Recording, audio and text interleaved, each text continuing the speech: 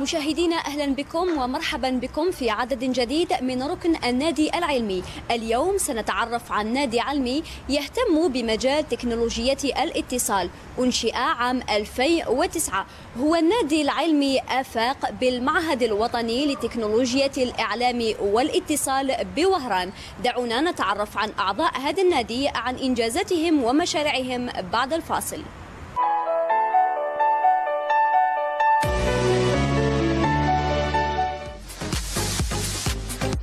نادي الأفق العلمي هو اسم النادي العلمي الذي اختاره طلبة المعهد الوطني للاتصالات وتكنولوجية الإعلام والاتصال بوهران.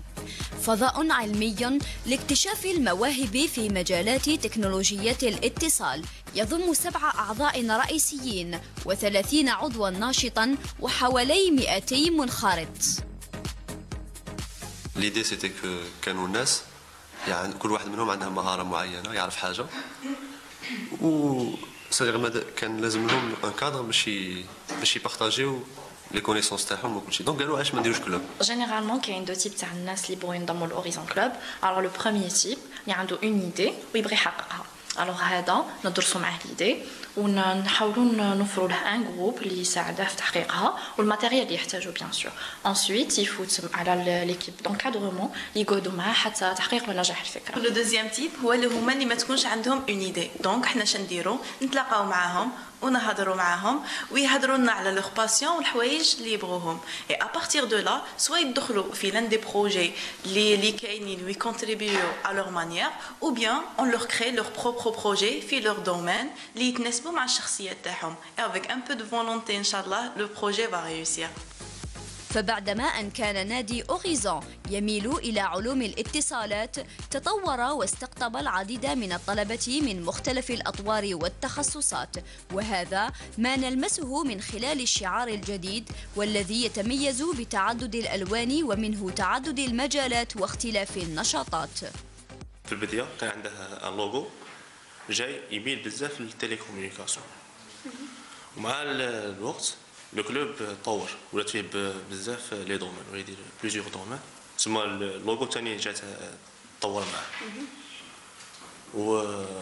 ولا تاني ولا فيه بليزيور دومين تاني واللي تبين باللي فيه بليزيور كولور، شاك كولور بريزونت نشاط. وانا راني في النادي زعما ملي دخلت لهذا المعهد في 4 سنين. في السنه الاولى والثانيه، السنه الاولى كنت كعضو ما كنت نقرا فيه. من السنه الثالثه لا كنت درت باغ دي فورماسيون في البروغراماسيون لونغاسي، وهاد العوام راني داخل في الاورغانيزاسيون في الكور تيم، راني ريسبونسابل تاع لي ورك شوب.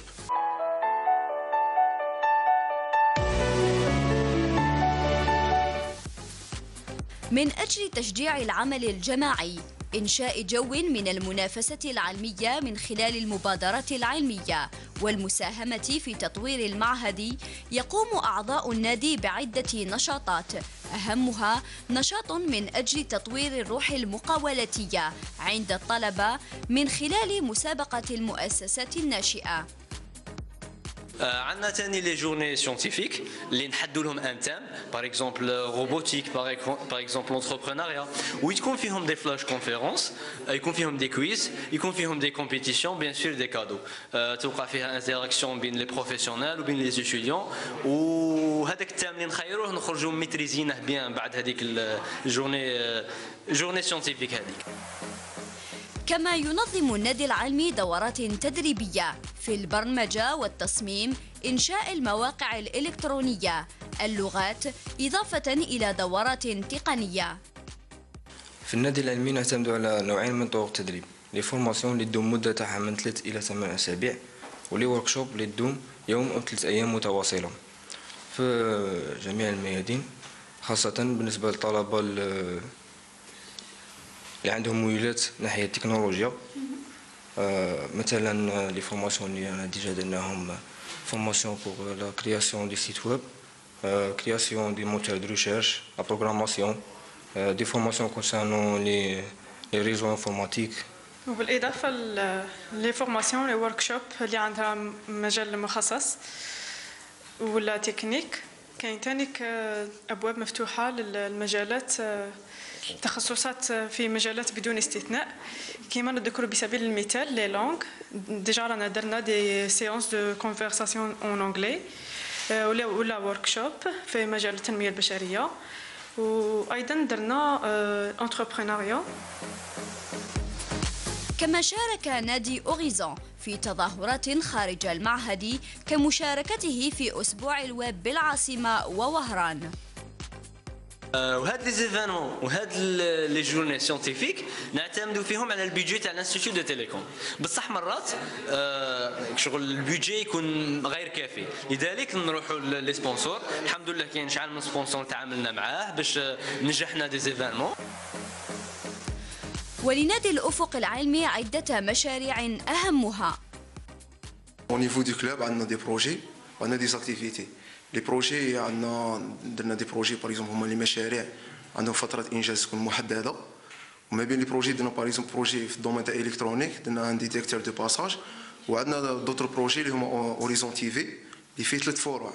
الفرع الأول اللي هو فيه دي بودكاست اللي يكونوا دي فيديو أكور ديري نتلاونوا فيهم موضوع اللي يكون بصورة تكون صورة مبسطة. وعندنا ايضا دي روبورتاج اللي يكونوا ديري تكون شويه كبيره. الموضوع المتناول يكون بطريقه زعما مفصله عن الاولى اللي هو خير زعما من لي بودكاست. وعندنا الموضوع الثالث او الفرع الثالث اللي هو اوريزون سينما. كاين ان اوتر جروب صغير تاع لي زيتيديون اللي كانوا يبغوا لا ليكتور ديسيداو ما بيناتهم خيروا كتاب قراوه تناقشوا على لي زيدي اللي فيه على لوتور ولا في تاعه ولي زوتر ايتيديون سمعوا به. الوغ قال لك علاه ما نكونوش في هذا الجروب. قلنا علاش حنايا اللي ما نورغانيزوهمش في دي جروب صغار ويخلوهم يخيروا دي ليفر ويقراو فيهم وكلش. الوغ درنا لو سيركل دو ليكتور. كاين بروجي تاع اوريزون لو مال وراهم في طور الانجاز تاع هذه المجله، وراهي العدد الاول راه قريب الصدور تاعه ان شاء الله، ما باقيلاش بزاف. وزعما المشروع هذا زعما جديد في الكلاب، زعما حاجه جديده دارت هذا العام هذا الموسم. إذا أردت الاستفادة من دورات تدريبية في البرمجة أو التصميم، اكتساب مهارات الإدارة، أو لديك ميول في التدريس أو فن الإلقاء أمام الجمهور، رغبة في تطوير أفكارك وصقلها، سواء كنت طالباً أو عاملاً، فلا بد منك أن تتقن مهارات العمل الجماعي. أو تريد تطوير هواياتك كالقراءة أو التصوير، فما عليك إلا التواصل مع نادي الأفق عبر المواقع التالية. في لاباج فيسبوك نحطوا لي زيفينمون لي فورماسيون كاع جديد ابروبو لو كلوب نحطوه في لاباج فيسبوك. Et en même temps, pour faciliter l'interaction entre le formateur et les participants, on crée des groupes.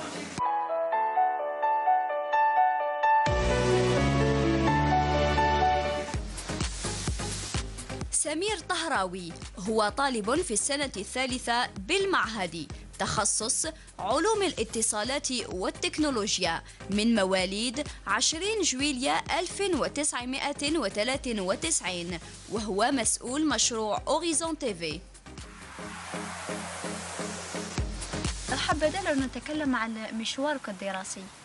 مشواري الدراسي أنا من صغري نبغي لي نوفيل تكنولوجي.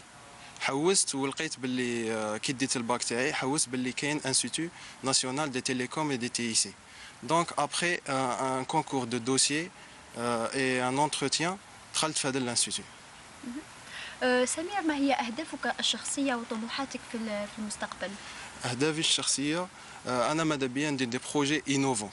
باغ اكزومبل كان عندي دي بروجي تاع بروجي اي ليرنينغ، هي نديرو دي كور اون لين nous le نقرأ en ligne. وعندي un autre projet de recyclage rentable. Avec une bouteille de plastique, on peut gagner de l'argent. كيف وأين يقضي سمير أوقات فراغه؟ À part les études, عندي un blog سموه شوف نبارطاجي فيه des informations concernant les nouvelles technologies, cinéma, la musique, presque كلش. و en même temps, je suis joueur en tennis, ça fait déjà 15 ans اللي راني ندير tennis. Et تاني عندي passe-temps de lecture نقرا des livres à propos la créativité et le management. Le dernier livre اللي قريته سموه Vous pouvez être ce que vous voulez être, où l'un des conseils les plus importants اللي ديته هو partager votre idée. وعلاش هذه تلاقيت مع Horizon Club. كان عندي اون ايدي ما عرفتش كيفاش نديرها، و غراس اوريزون كلوب بارطاجيت ليدي تاعي ومدوا لي كونساي نيسيسير اي لي ريسورس نيسيسير اي لي كونساي بور رياليزي مون بروجي. من هو سمير كمسؤول مشروع اوريزون تي في؟ اوريزون تي في عندنا ان بروجي اسمه اوريزون تي في نديرو فيه اون بارطاج لانفورماسيون grâce à des reportages, des podcasts sur divers domaines. Par exemple, les télécoms, la 3G, l'université en général. On n'est pas limité juste sur le télécom. Par exemple, on a un podcast concernant les télécoms. On va à tout le monde la télécom, la notion de la télécom. Ou grâce à des étudiants, nous faisons le montage, le son, qui est un responsable de son, responsable de montage. Tout ça, grâce à eux, on peut, grâce à eux, نديروا Horizon TV. في الأخير هل هناك حادثة طريفة يعني تريد أن تتقاسمها مع المشاهد؟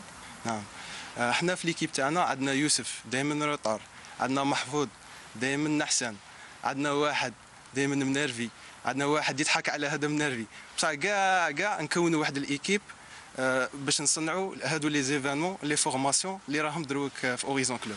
جا قرا معايا 3 صافي زعما عرفتها غايه، جاي يتبهلل يضحك بصح في وقت سيريوس يبغي يخدم، ميم واحد كيبغي يديرونجي في السيونس نكون نخدموا فيها يزقي عليه. ما يعطيش امبورطونس لالور تاعه، يعطي بليز امبورطونس للقرايه والريشيرش تاعه. سمير ستاني مون سيريو مي توجور جينا روطار، ماناش عارفين علاش. كي نخدم معاه ينرفيني بزاف بصح شو انا مع تالي نتفاهموا. لامي تاعنا كاين هو جونتي ناس ملاح، مي عنده شويه دي فوا يجي روطار، مي ماذا بينا ينقص شويه من هذا الروطار، مي هو زعما اون توكا جاي سيريو بزاف في قرايته، ان شاء الله ينجح. مشاهدينا، نأتي وإياكم إلى ختام هذا الركن